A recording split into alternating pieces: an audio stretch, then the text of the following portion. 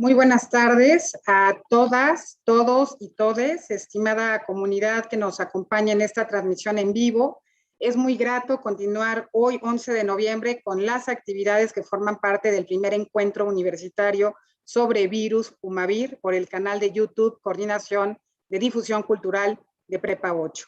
Es un honor presentarles al doctor José Ramón Cosío Díaz, quien impartirá la conferencia magistral titulada La COVID y el Estado de Derecho. Por favor, doctor, si puede abrir cámara.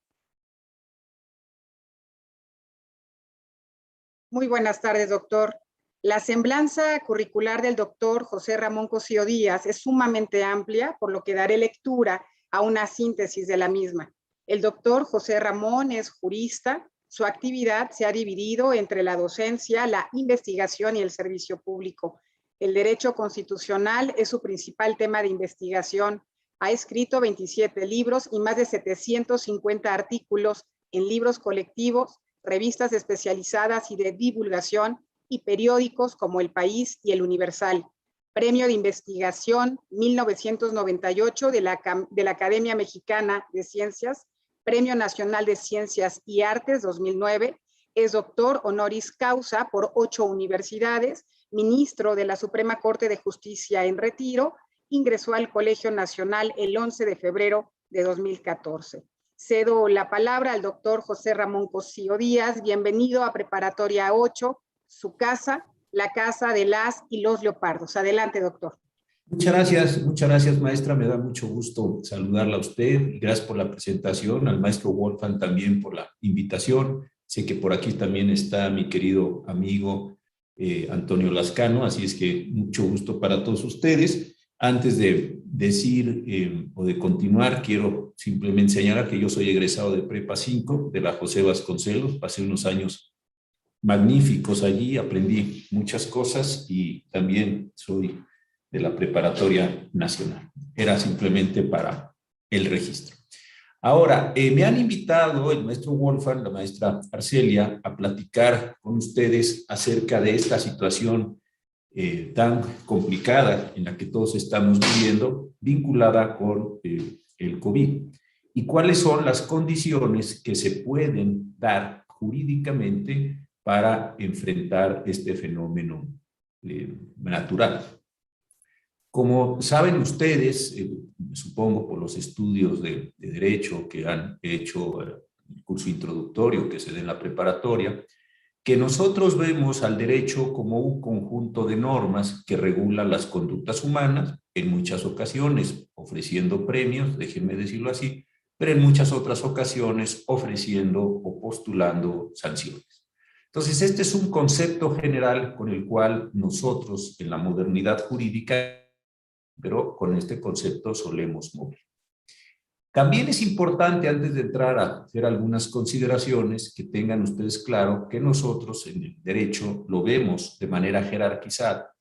En la parte más alta de las normas jurídicas está desde luego nuestra Constitución, texto aprobado el 31 de enero de 1917, promulgado el 5 de febrero, que entró en vigor el 1 de mayo de ese mismo año.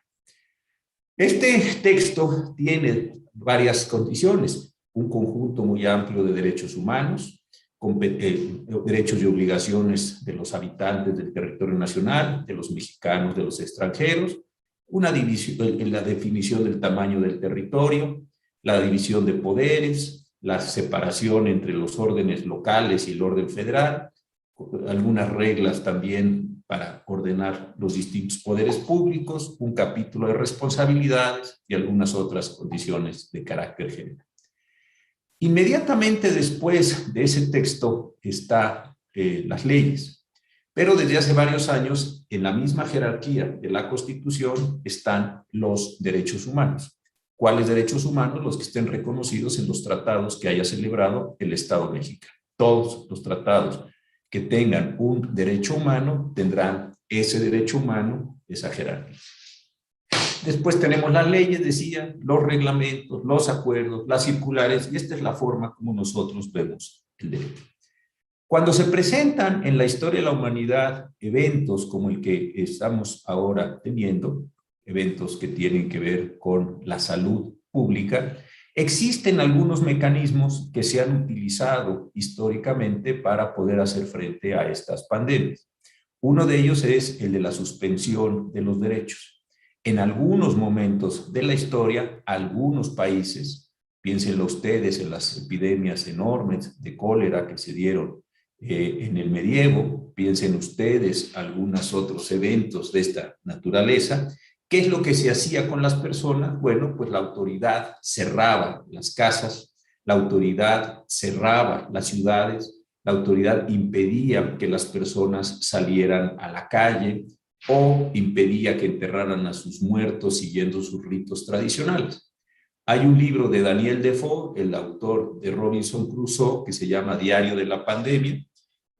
Acaba de salir hace un tiempo una linda edición, además de un precio muy accesible, que está en Gandhi. Véanla, es un episodio, no es real, pero Daniel Defoe llevó a cabo toda la escritura siguiendo los registros de algunas pandemias que se dieron ahí por el 1560 en Inglaterra. Entonces es muy interesante, vean ustedes en esa recolección, cómo, insisto, la autoridad obligaba a las personas a hacer algunas cosas o la autoridad prohibía a las personas hacer estos elementos. Pero ya en el tiempo moderno tenemos algunas herramientas mucho más puntuales, mucho más específicas que pueden llegarse a utilizar en caso de pandemia. El artículo 29 de nuestra Constitución establece la posibilidad de que el presidente de la República, con el acuerdo de los secretarios de Estado, pueda lograr que se suspendan, y después del Congreso de la Unión, perdón, la Cámara de Diputados y Senadores, que se suspendan los derechos de todos nosotros en una determinada situación.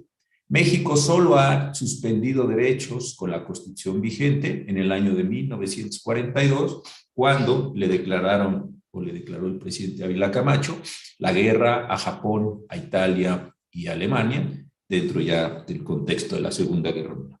Pero es interesante ver que esta suspensión de derechos no se ha ejercido, que esta suspensión de derechos no ha sido ni siquiera me parece un tema de discusión pública, y eso ha provocado, sobre todo en los momentos iniciales de la pandemia, pensemos en abril, mayo, junio del año pasado, que diversas autoridades, ustedes lo recordarán, tomaron decisiones que no tenían un claro fundamento jurídico.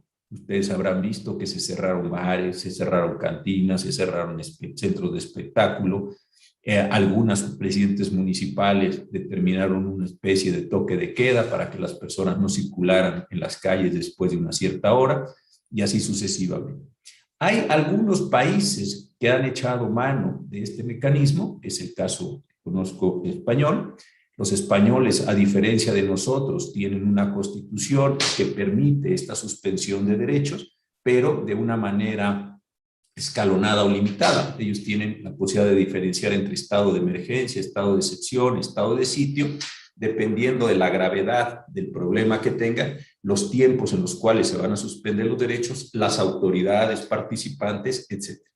El Tribunal Constitucional Español es el órgano que revisa las decisiones de todas las autoridades de ese país frente al texto constitucional, por eso es un tribunal constitucional, y este órgano determinó que había algunos problemas jurídicos en la manera en la que se confeccionó el conjunto de órdenes jurídicas, y eso provocó también, hay que decirlo, que en un determinado momento no tuviera la eficacia sobre todo el territorio español esta disposición.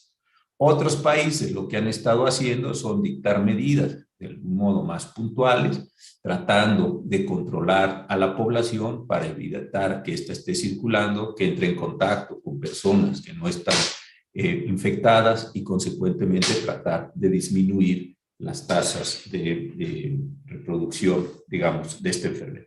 Aquí no hicimos eso, no ha sido un tema, seguramente ustedes lo habrán percibido, de una larga discusión. Es más, creo que ni siquiera se ha planteado esto como hipótesis. El doctor Lascano me invitó a una charla en el Colegio Nacional en los viernes de la evolución, una actividad muy importante que él tiene, y yo voy a hablar de ese tema, por si quieren acompañarnos en las exposiciones gratuitas que se hacen en el Colegio Nacional, tratando de decir por qué creo yo que no se ha discutido este tema de la suspensión de derechos o del estado de emergencia, del estado de excepción, estado de sitio, en el contexto de la pandemia. Pero hasta ahí dejo esta cuestión. ¿Qué es lo que sí se ha hecho y qué es lo que sí también tiene nuestro orden jurídico?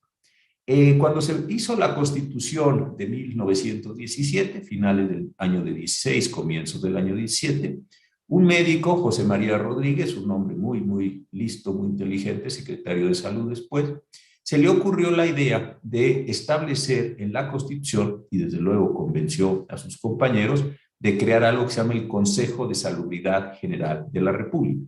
El doctor Rodríguez tenía claro que en México había un muy severo problema de alcoholismo y encontraba que este Consejo de Salubridad podría ser el órgano que lo combatiera. Pero también puso en la Constitución una palabra que ya no se utiliza ahora, pero uno puede darle un sentido actualizado, que es que ese órgano podría actuar en caso de que se presentaran en el país enfermedades llamadas así exóticas. Yo creo que en el lenguaje de lo que tenían como conocimiento científico en 1916-17, pues esto podría ser claramente un caso vinculado con estas enfermedades raras que llegaban al país, que probablemente no eran de las que eran muy conocidas, por eso le llamaban lo exótico, lo que venía de fuera, y esto desde luego SARS-CoV-2 pues tendría esa calificación. Muy bien. ¿Qué es lo que puede llegar a ser el Consejo de Salubridad General de la República? El Consejo puede, con mucha autonomía y con total ejecutividad, voy a decirlo así, establecer medidas precisamente para restringir nuestras condiciones de movilidad, nuestras condiciones comerciales, culturales, etcétera, para tratar de establecer estas actividades. También el secretario de Salud tiene a su disposición estas medidas de forma tal que en una combinación entre la Secretaría de Salud y el Consejo de Salubridad General de la República puede utilizarse estas herramientas jurídicas para detener esta condición.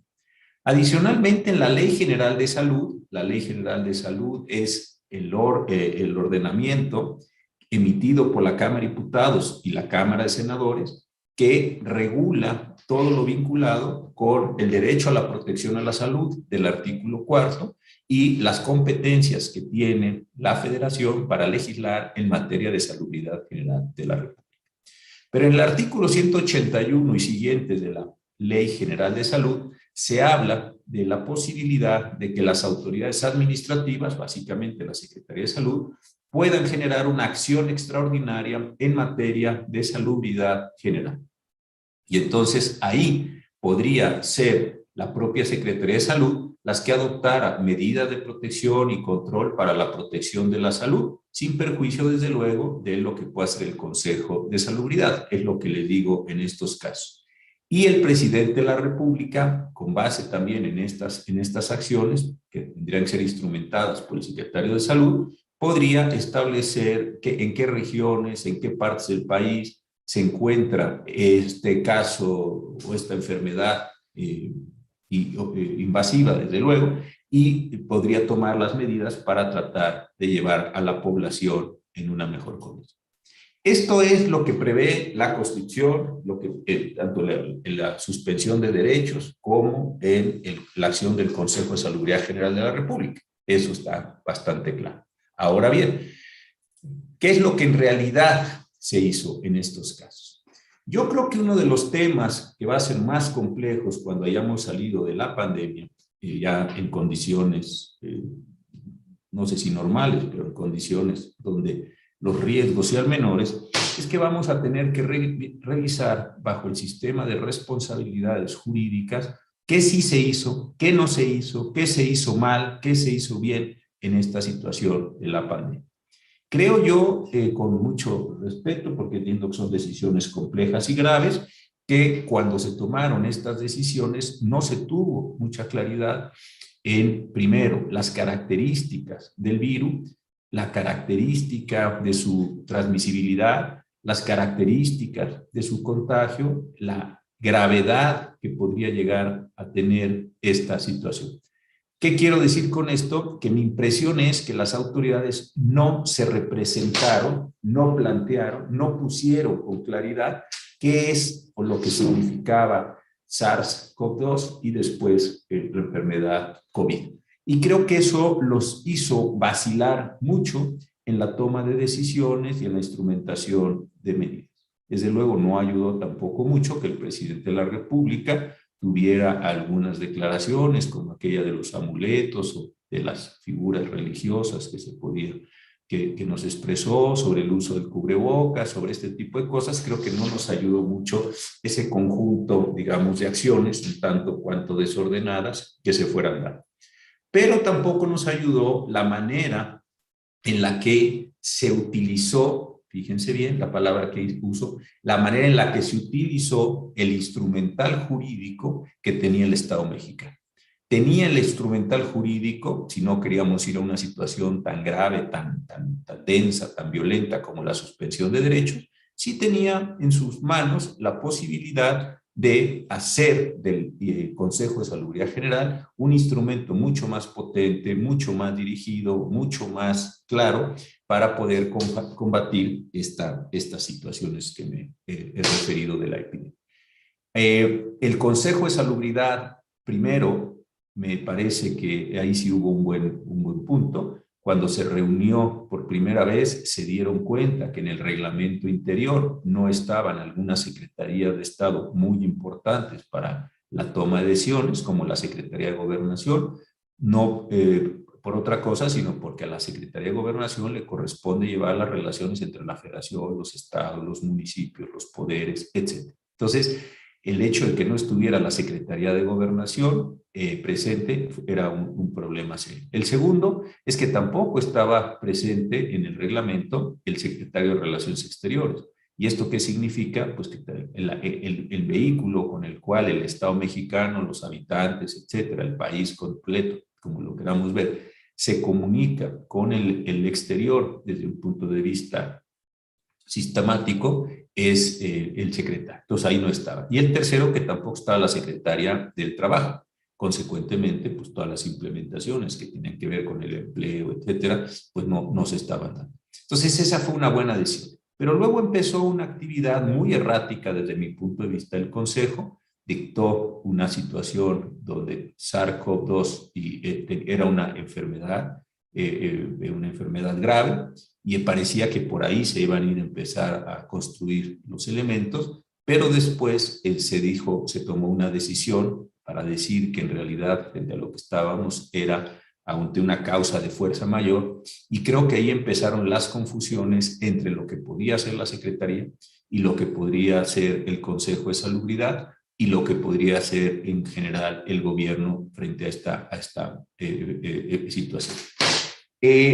Lo que mejor salió es una declaración con todos sus problemas de decir cuáles eran las actividades prioritarias, seguramente ustedes la vieron por ahí, cuáles eran las actividades o las personas en riesgo, y de un lado se dijo, bueno, todas las actividades que tengan que ver con la administración de justicia, con los servicios de salud, desde luego, con los suministros de alimentos, etcétera, esas son actividades esenciales y no pueden parar.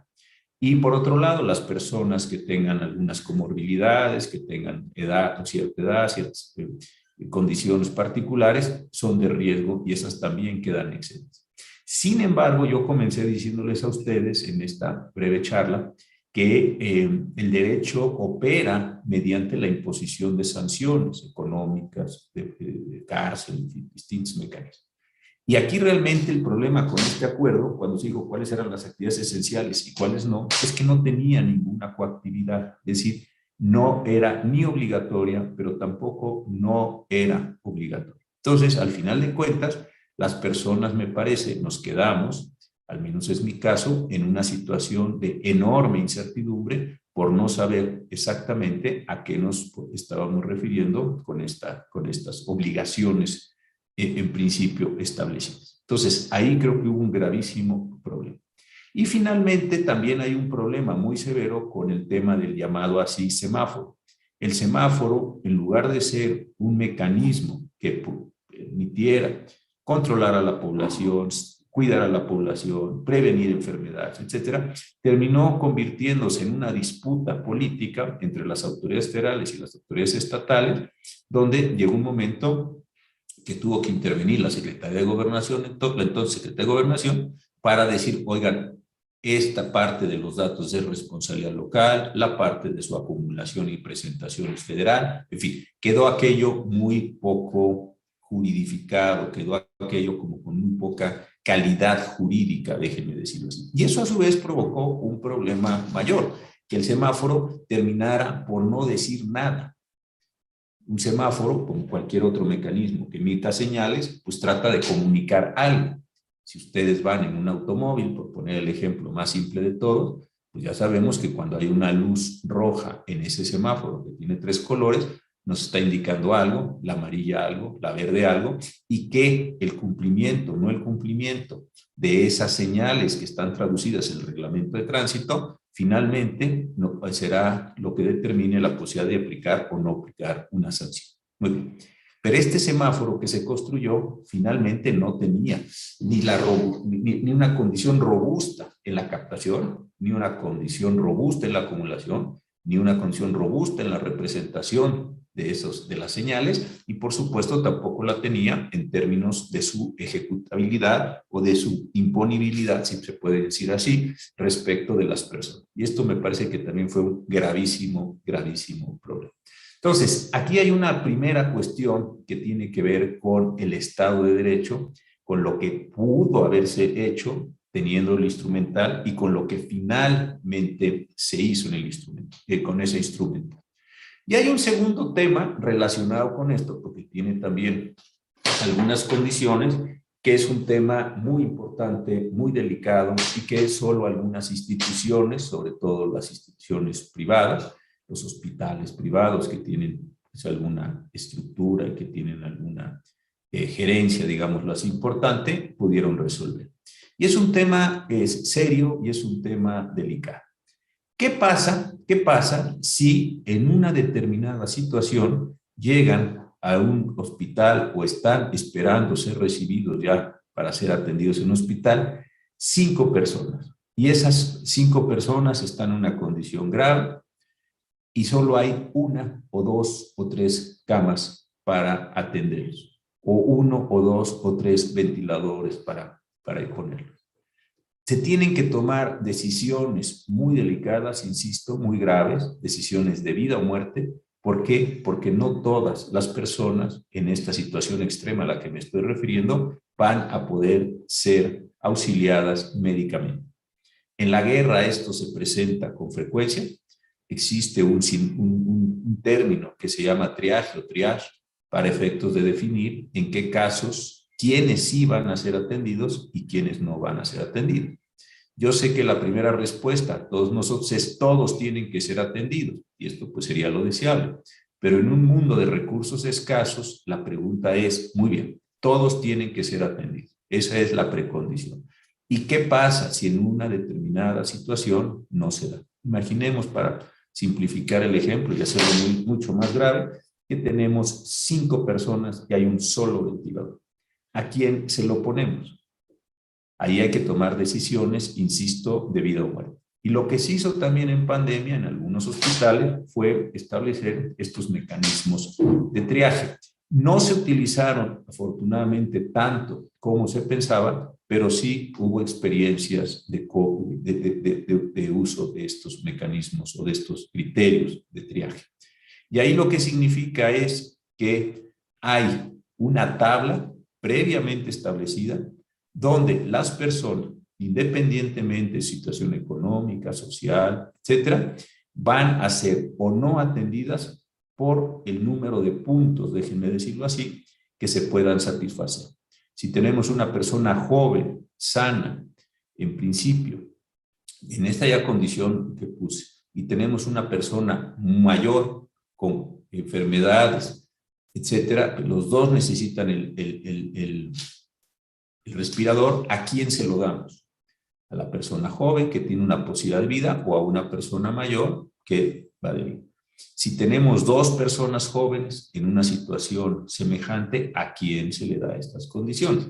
Este es un tema que no se discutió mucho, hubo en un determinado momento, sí hubo un borrador que un conjunto de expertos muy reconocidos le entregó al Consejo de Salubridad, pero no fue un tema ampliamente discutido y afortunadamente tampoco ampliamente necesitado.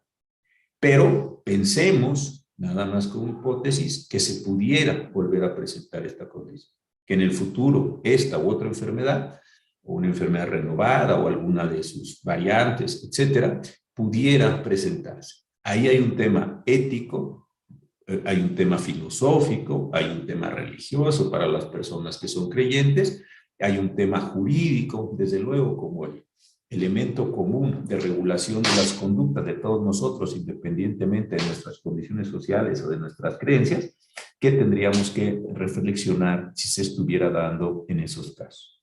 Entonces, aquí les dejo dos problemas bien interesantes, bien dramáticos ambos, que tienen que ver con la utilización del derecho, lo que se pudo haber hecho con el derecho, lo que se hizo y lo que no se hizo, y un segundo problema muy importante también, que en su momento tendría que ser transferido a normas jurídicas, no solo a criterios de decisión de un conjunto de médicos o de un conjunto de administradores de hospitales, para, en su caso, insisto, poder tener la posibilidad de combatir a esta o alguna otra enfermedad.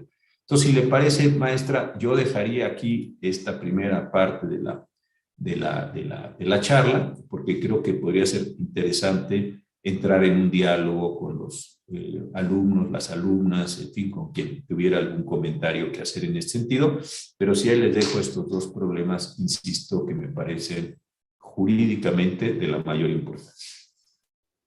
Muchas gracias, doctor. Sin duda, muy interesantes sus comentarios y sin duda me parece que es muy atinado para la comunidad y para todas las personas que nos están escuchando conocer los puntos de vista de tan connotada persona como es usted y obviamente con pleno conocimiento de lo que es el Estado de Derecho. Hablar de esta educación y de esta formación en Derecho desde alumnos, desde los 15 años, me parece que es muy importante tener presentes hoy en día personalidades como usted. Efectivamente, hay varias preguntas y van desde lo que usted mencionó sobre el Consejo de Salubridad General, lo que se pudo hacer y cómo hicieron frente a esta situación. Una de las preguntas es al respecto. ¿Considera que el manejo que tuvo el Consejo de Salubridad General, más bien, ¿cuál es su opinión? Que, bueno, yo lo escuché sobre lo que mencionó sobre esta postura o cómo hicieron frente a esta situación. Insisten en si puede volver a comentar este punto de cuál fue desde su punto de vista, si el manejo del Consejo de Salubridad General fue el que debió de haber sido o conforme a la norma, cuál debía de haber sido al respecto. Otro, si me permite, hago las preguntas, perfecto. La siguiente es respecto a que si legalmente hasta qué punto se tiene derecho de obligar a una persona que use cubrebocas. Y la otra es si considera que el uso obligatorio de cubrebocas debió ocurrir a nivel federal. Esas serían las tres primeras. ¿Cómo no? A ver, la primera. El Consejo de Salubridad General, insisto, es una institución potentísima. Ustedes que tienen acceso a muchos medios de comunicación, busquen en la Constitución de los Estados Unidos mexicanos el artículo 73, fracción 16.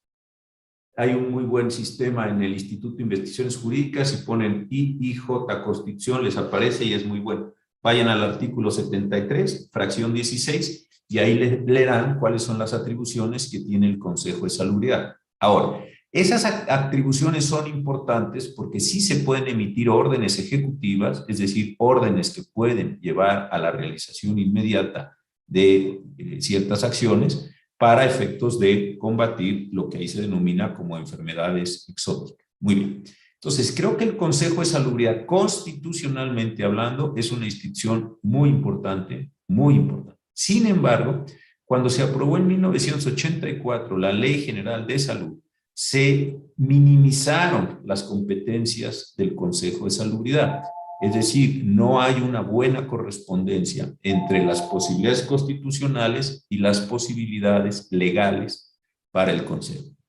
Y esto creo que ha sido una disputa de poder político históricamente entre el Consejo de Salubridad y la Secretaría. Hoy, desafortunadamente, el Consejo no tiene la potencia ni por el número de los integrantes, ya les dije cuáles faltan, que son esenciales, ni tampoco por estas competencias. Pero también es cierto que se pudo haber hecho la reforma al Consejo de Salubridad, haber empoderado al Consejo de Salubridad y permitir que ese Consejo llevara a cabo una serie de acciones mucho más decididas, mucho más directas respecto a todo lo que está dándose entre nosotros. Entonces, ahí hay un problema muy importante. La segunda cuestión que sucedió es que teniendo esas pocas competencias, pues tampoco es que el Consejo haya podido entrar totalmente en intervención de estos temas. Y algo que es muy interesante para todos los chicos, chicas, maestros que están escuchando, es esto, la enorme complejidad que tiene el que los actores políticos acepten las determinaciones de la ciencia. Esto yo creo que es uno de los elementos más interesantes, lo hemos platicado con el doctor Lascano, más interesantes que nos dejó, desde Trump combatiendo al doctor Fauci, o nosotros, donde el doctor López-Gatell hablaba de la irrelevancia o de la poca efectividad, como sea, en distintos momentos, del cubrebocas, ¿no? O la condición de las vacunas, o hace poco el secretario de Salud diciendo que él no vacunaría a sus nietos porque pues no vería por qué intervenir con el sistema inmunológico que se les está produciendo a estos chicos en ese sentido. Entonces, fíjense que aquí hay un problema interesantísimo. ¿Cuál es o cuál debe ser la composición del Consejo de Salubridad para que pueda tomar decisiones basadas en evidencia científica? Y no solo en evidencia científica, sino en la mejor evidencia científica.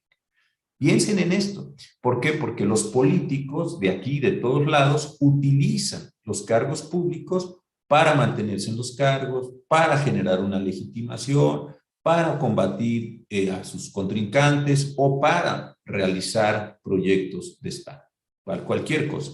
Pero la forma en la que perciben a la ciencia no necesariamente es la forma que la ciencia se percibe a sí misma. Dicho de otra manera, el uso que se le da al conocimiento científico no es el que el conocimiento científico está postulando, sino que son los políticos los que tratan de construir o de tomar decisiones basados en la forma en que mejor les conviene el uso de la propia ciencia. Entonces, aquí hay un problema central. Y yo creo que en esta condición que acabo de decir es que la Secretaría de Salud ejerció una enorme presión política y desplazó al Consejo de Salubridad, más allá de las pocas funciones que va teniendo el Consejo de Salubridad, de la toma de decisiones en tiempos de pandemia. Entonces yo creo que ahí hay un tema muy importante.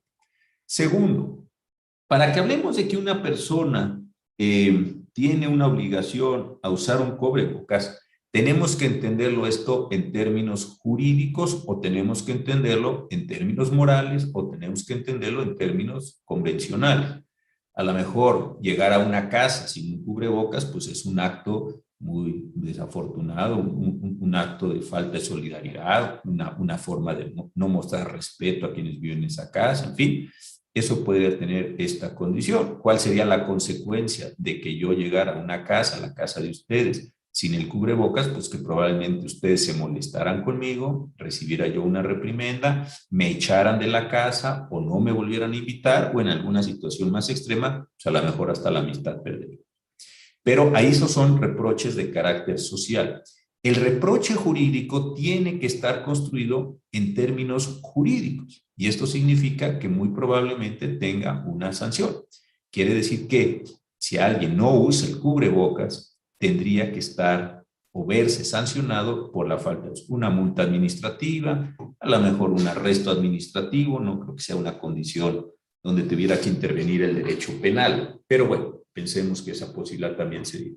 Entonces, ¿qué es lo que podría darse? Que tendría que haber esa estructura jurídica que respaldara esta condición. También podría presentarse esto no como una construcción de todo el Estado mexicano a través de sus órganos legislativos, sino que fuera una construcción jurídica por parte de las entidades que tienen la capacidad de imponerles normas a sus propios participantes. Hay reglas en el fútbol, establece la FIFA, y sabemos cómo se juega el fútbol. No son reglas que emite el Estado mexicano, pero son reglas de FIFA. Y si uno quiere jugar en FIFA, pues tiene que hacer. Hay un reglamento en la preparatoria 8, y si los alumnos hacen determinado tipo de cosas, pueden ser expulsados, pueden ser suspendidos, en fin, distintos tipos de sanciones de carácter administrativo. Lo mismo pasaría aquí. Entonces, para saber si se da o no se da el uso del cubrebocas, tendríamos que encontrar qué normas jurídicas las establecen. Y segundo, que esto también es igualmente importante, tendríamos que saber si esas normas jurídicas son o no son válidas. Es decir, si esas normas jurídicas pueden ser reconocidas por el propio orden jurídico como normas existentes, como normas que pueden llegar a mandatar. Imagínense ustedes que en una educación, en un centro universitario, como usted tiene la fortuna de estar, no generar algún tipo de normas internas, algunas de un tipo, otras de otro, y esas normas no hubieran sido creadas por el órgano que está facultado para crearlas, no hubieran sido creadas siguiendo los procedimientos por los cuales, o se refirieran a una materia que no tuviera nada que ver con educación escolar, por ejemplo, la vida privada de los estudiantes. Entonces, ¿qué pasaría en ese caso? Que los estudiantes, al ser sancionados por esa norma, podrían ir a preguntar a las autoridades universitarias, al tribunal universitario, en fin, al que correspondiera, a la Defensoría de los Derechos Universitarios, si esa decisión, o si más bien, si la decisión tomada por una autoridad con fundamento en una determinada norma es o no es válida. Y lo mismo podría pasar con el Estado. Entonces, esta es la situación que se está dando. Yo de lo que observo es que las normas estatales, la que crea el Congreso de la Unión, etcétera, no han impuesto el uso del cubrebocas. En ese sentido no. Pero sí he observado, tuve la fortuna de viajar hace unas semanas, y en el viaje sí se me advirtió antes de subirme al viaje que no me podía quitar el cubrebocas, que si tomaban un alimento en cuanto lo terminara, me podría, primero que había un plazo para comer, no podía estar comiendo el vuelo, un plazo, y en ese plazo podría quitarme el tapabocas. E inmediatamente después de terminar mis alimentos, me lo tenía que volver a poner.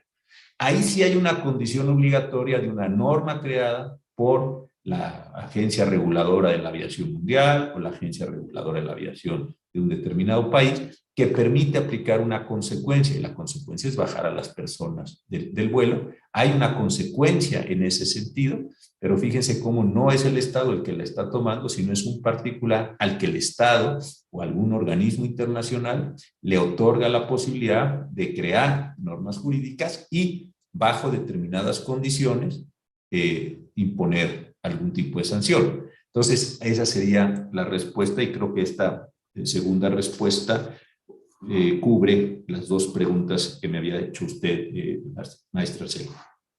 Sí, efectivamente, muchas gracias, doctor. Hay otras dos preguntas y me parece relevante señalar acerca de esta vinculación sobre la ciencia que tiene que ver con la toma de decisiones, porque si no, ¿cuál sería el sentido de la toma de decisiones en aspectos como los que estamos viviendo totalmente graves? Y cuando se vive una incertidumbre, pues obviamente la toma de decisiones es todavía para las personas que no conocemos y que no conocemos de fondo las consecuencias de lo que puede acarrear, pues me parece importante señalar en este momento nuevamente el agradecimiento a personalidades como usted, a las personalidades como el doctor Antonio Lascano, que abren estos espacios académicos para que desde la academia, desde la universidad y en este caso desde el plantel 8, podamos hablar de estos casos y llegue a una comunidad tan grande como la que tenemos en la Escuela Nacional Preparatoria. Y bueno, hacen una pregunta que obviamente tiene que ver con nuestra comunidad. ¿Qué opina de la restricción de menores de edad a la vacunación? ¿No se vulneran nuestros derechos a la salud? Bien, primero, las dos preguntas están interesantísimas. Primero, la que tiene que ver con la ciencia. Es que, fíjese, esto es una cuestión interesantísima. Estamos produciendo en el mundo, como humanidad, pues, una vacuna en un tiempo récord. Yo no sé, ustedes seguramente han tenido muchas charlas con gente mucho más informada que yo respecto a ese punto, pero caray, la velocidad con la que hicieron las investigaciones, la velocidad de la patente, claro, todos nos hubiera gustado que al día siguiente hubo un remedio, pero así no funciona el mundo. Entonces, yo creo que esto fue de una situación admirable. Segundo, también sabíamos o se sabía con bastante claridad cuáles eran las formas de transmisión del virus, cuáles eran sus efectos. Y ahí también hubo un enorme desprecio hacia la condición de la ciencia. Entonces, lo que quiero decir es que por un lado se está produciendo conocimiento científico de altísima calidad y por otro lado, la política, no estoy hablando solo de México, estoy hablando del mundo entero, nos ha demostrado ser muy refractaria hacia la incorporación de ciencia en sus decisiones. Dicho de otra manera, la política toma decisiones basadas en los elementos, los valores, la cultura, los intereses, etcétera, propios de la política, pero la política no ha sido capaz de abrirse en muchos casos a la ciencia, incorporar el conocimiento científico y hacer de ese conocimiento científico una norma jurídica lo suficientemente robusta como para que la población se comporte en un caso o en otro.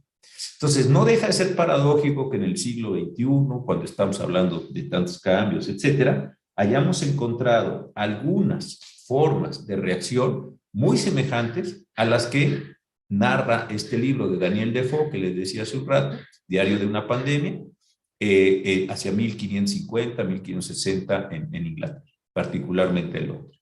Entonces, uno dice, bueno, por un lado hay ese enorme avance científico y por otro lado ni siquiera tiene que ver con un tema religioso, como entonces sí tenía una soberanía, una condición mucho más fuerte la iglesia, sino tiene que ver con el modo de las creencias, el modo de los aprovechamientos, el modo de las utilizaciones, en este caso. Yo creo que también cuando salgamos de este fenómeno, que se va viendo afortunadamente, sus posibilidades, no sé, muy prontas, pero sí se van viendo, con las vacunaciones, las dosis de reforzamiento, etcétera, etcétera, etcétera. Ahí se presenta la posibilidad, yo creo que mejor, se presenta la posibilidad de que discutamos qué pasó con la ciencia, por qué la política no entró y cuáles pueden ser los mecanismos futuros de incorporación de conocimiento científico a las decisiones políticas. Yo sé que es difícil domesticar a los políticos, pero sí me parece que tampoco podemos estar en manos de unas personas que tienen o unas creencias o unas ideas, a lo mejor muy loables, pero no necesariamente correctas de este punto científico. Creo que esta va a ser una discusión buenísima que se va a dar en los próximos años sobre un fenómeno que tristemente dejó a muchas personas sin vida y a otras muchas lastimas. Ahora, el otro problema. Es bien interesante lo que está pasando con los niños. Niños que no tienen medicamentos para ciertas enfermedades, que se ha esto tristemente dado y que se ha publicitado bastante bien en los medios, o niños o padres que quisieran que sus niños menores de edad o en un cierto rango de edad pudieran ser vacunados. Ahí la autoridad ha dicho que no va a vacunar. Desconozco exactamente cuáles son sus razones. Entiendo el discurso, que no es bueno, que hay dudas, que generan movilidad. Pero hay un mecanismo que es bien interesante en nuestro derecho, en el derecho mexicano, y que tiene una expresión también en otros muchos países, que es la posibilidad de contrastar lo decidido por la autoridad administrativa con o contra el derecho humano a la protección a la salud que está establecido en el artículo 4 de la Constitución. ¿Qué es entonces lo que existe? La posibilidad de que cualquier habitante del territorio nacional vaya, aquí en este caso con un juez de distrito, y le haga una pregunta. No se redactan así las demandas, pero déjenme hacer un poco de metáfora. Que vaya y le diga, señor juez, soy el padre o soy la madre o somos los padres de estos chiquitos y estas chiquitas. Bueno, y déjenme ponerlo en términos de un diálogo. ¿Y qué se le ofrece? Queremos que nuestro niño se vacune. ¿Y por qué no lo vacuna? Porque fuimos al centro de salud y la Secretaría de Salud nos dijo que no se van a vacunar a niños. ¿Por qué dice que no? Que porque esto, que por... Perfecto.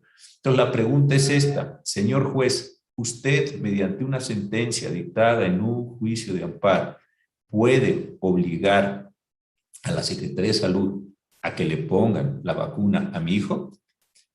Si el juez considera que en el parte del derecho a la protección a la salud de ese niño o de esa niña, desde luego representados por sus padres, tiene como contenido ese derecho a la protección a la salud, la vacunación de los niños, de los jóvenes, lo que sea, en cierto rango de edad, entonces emitirá una sentencia. Esa sentencia puede subir a un tribunal colegiado, puede subir a la Suprema Corte de Justicia, y al final sale una orden que no puede obviar ya el funcionario de salud y tendría que vacunarse a esa persona bajo este mecanismo de protección de amparo.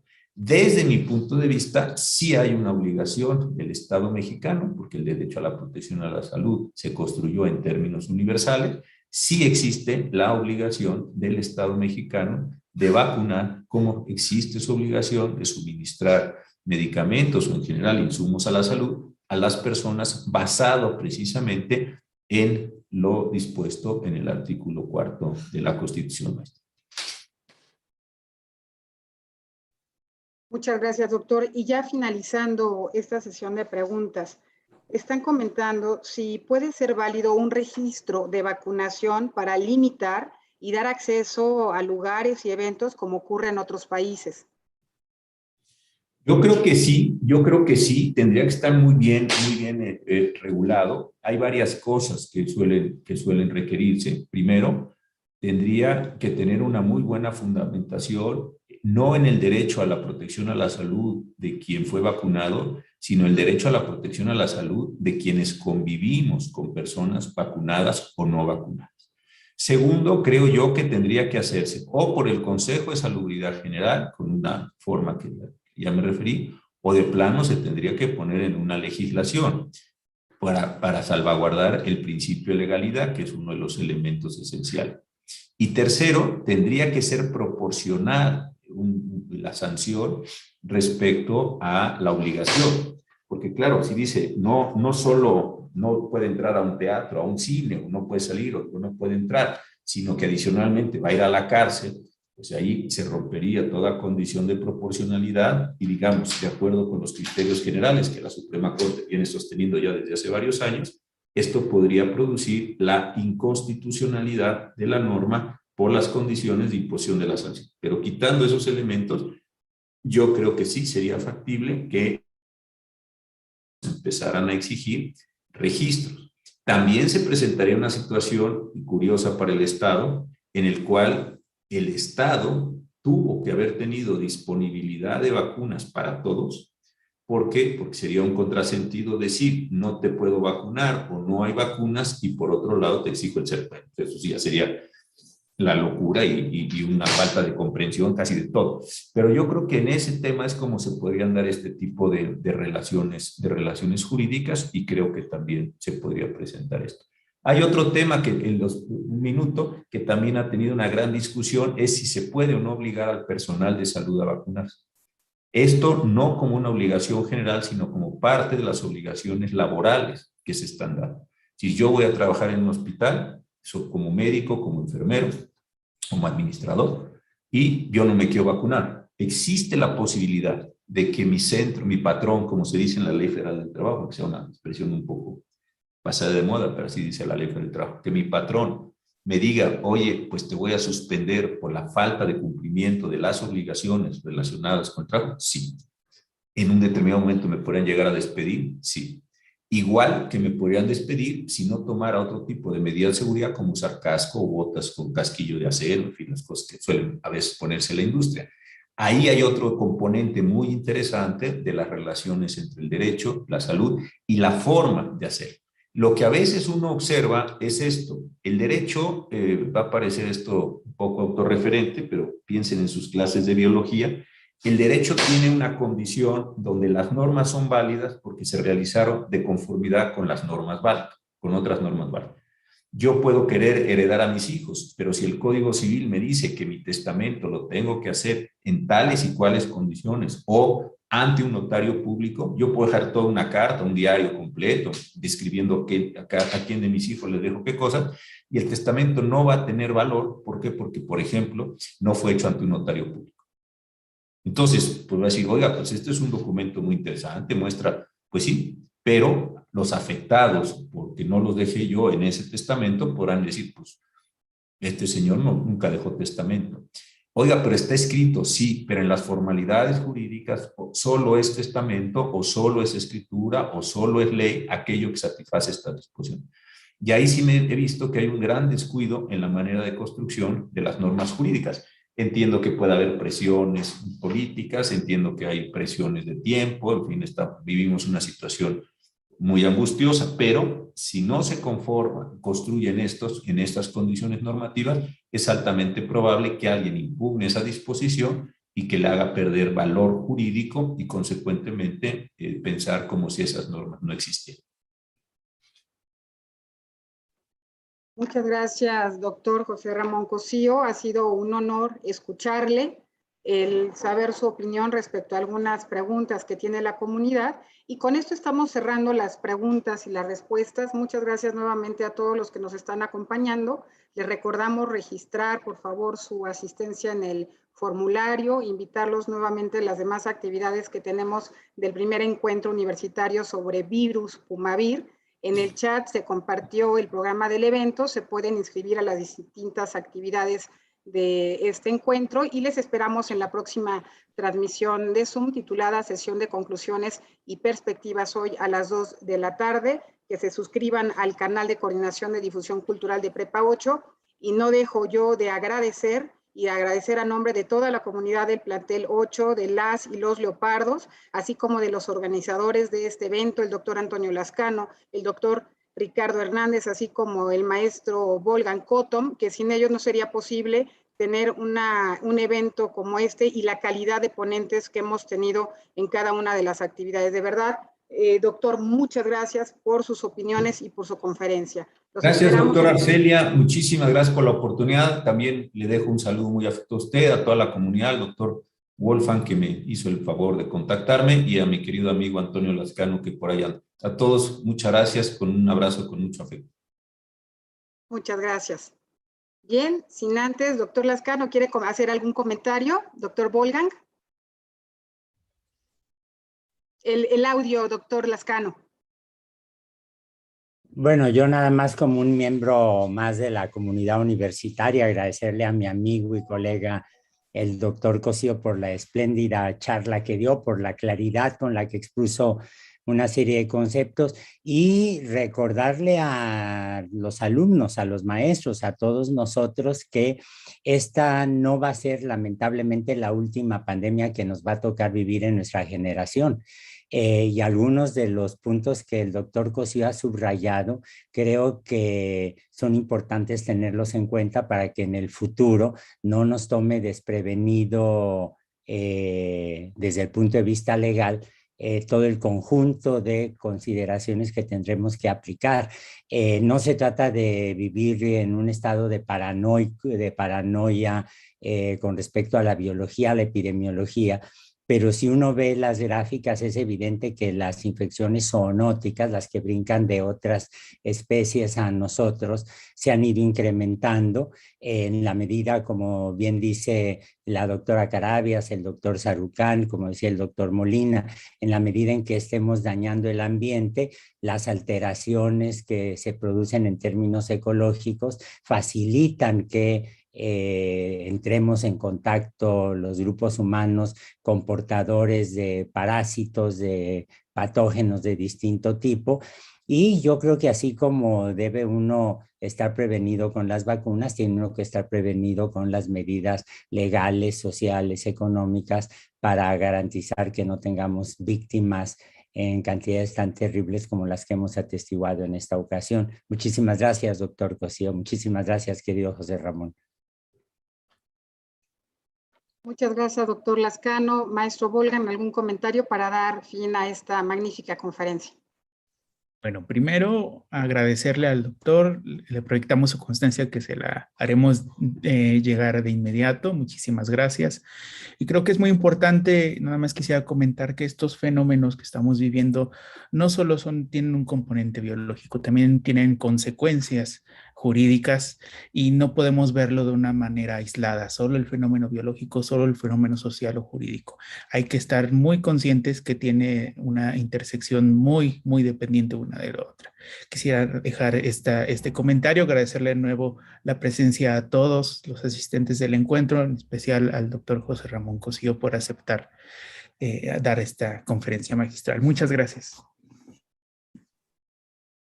Pues muchas gracias a todos. Con esto estamos cerrando el día de hoy esta actividad. Vamos a cerrar micrófonos y video para concluir con esta magnífica conferencia. Muchas gracias a todos por acompañarnos.